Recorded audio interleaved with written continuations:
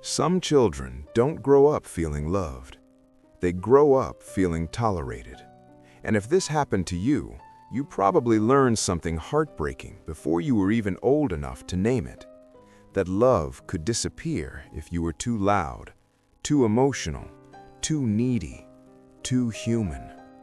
So you became careful. You apologized for asking questions, for having feelings, for making noise, for taking up space. And maybe even now, as an adult, you still say sorry before you say what you need. Sorry for texting, sorry for crying, sorry for being difficult. But what if you were never difficult? What if someone just made you feel like your existence was an inconvenience? Imagine a child walking into a room already trying to read the mood. They can tell by the look on a parent's face whether today is safe, whether they should speak, whether they should disappear. If they're proud of something, they hesitate before sharing it. If they're hurt, they hide it. If they need comfort, they swallow it. Because in that house, love was never steady. It had conditions. A narcissistic parent doesn't always look obvious. Sometimes they're charming, sometimes generous, sometimes even admired by everyone else.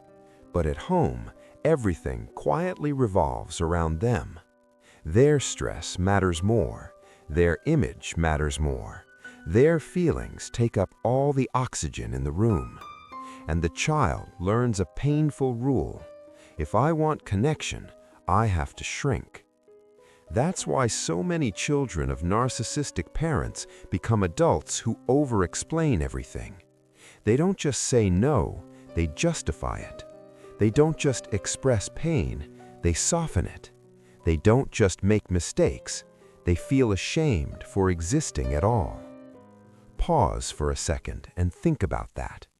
Not ashamed of what they did, ashamed of who they are. That kind of shame doesn't appear out of nowhere. It usually begins in small moments. A child is crying, and instead of comfort, they get annoyance. A child is excited, and instead of warmth, they get dismissed. A child speaks honestly, and somehow the parent becomes the victim. So the child starts editing themselves in real time. They become easier, quieter, more helpful, less visible. And from the outside, this child often looks mature, so responsible, so calm, so understanding. But that calmness is often survival. That maturity is often grief. Because when your parent needs to be the center of everything, your needs start feeling dangerous. You stop asking for too much. Then you stop asking at all. And here's the part many people miss. These children don't always grow up hating their parents.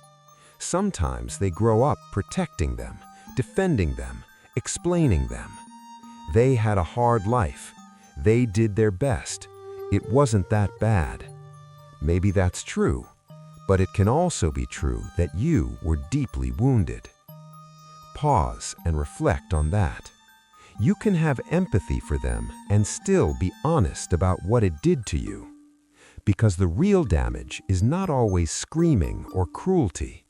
Sometimes the real damage is being made to feel like your emotions were a burden, your presence was too much, and your love had to be earned.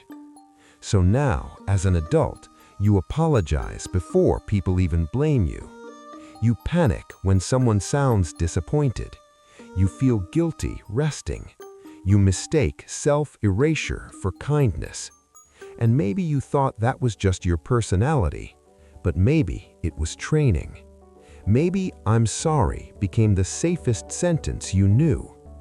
And the realization that changes everything is this: you were not born believing you were too much. Someone taught you that, which means it can be untaught. Slowly, tenderly, honestly. You do not have to keep apologizing for your feelings, for your needs, for your voice, for your existence. Because the truth is, You were never too much. You were just a child standing in the shadow of someone who needed to be bigger than everyone else. And children like that don't need more shame. They need the thing they were denied from the beginning, a place where they can exist without earning it. Leave a thumbs up to help us spread awareness and subscribe to the channel for more knowledge.